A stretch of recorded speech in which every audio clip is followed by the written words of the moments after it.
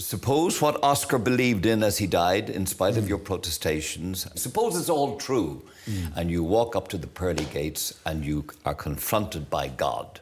What will Stephen Fry say to him, her, or it? I will basically, what's known as theodicy, I think. I'll say, bone cancer in children? What's that about? How dare you? How dare you create a world in which there is such misery that is not our fault? It's not right.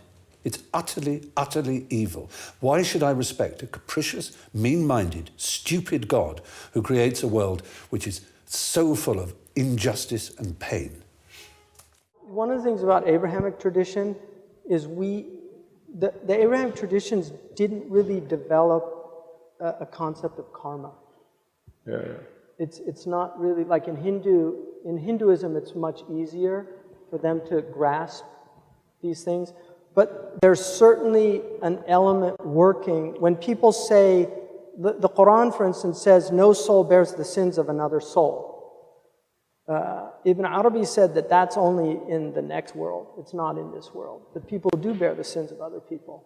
The Quran also says, beware of tribulations that don't just afflict the innocent, but that don't just afflict the guilty, but afflict the innocent as well. Yeah. And so, first of all, suffering, we learn a great deal from suffering. And I'm not going to justify the heinous crimes and these things, but and this is for some people very, very glib response to the suffering, but free will is a package deal.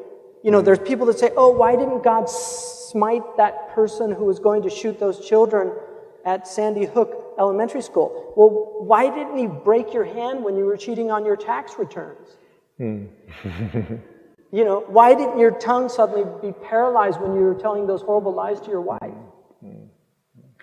It's a package deal. And so, in that way, much of what we see in human suffering is from what our own hands have wrought. And that's very much a Quranic motif.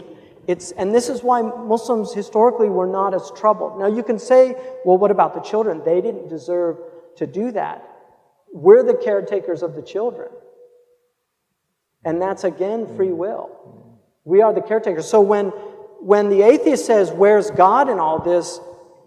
Our response is, where are God's people? Yeah. And in some ways, I mean... Like, we have moral responsibility.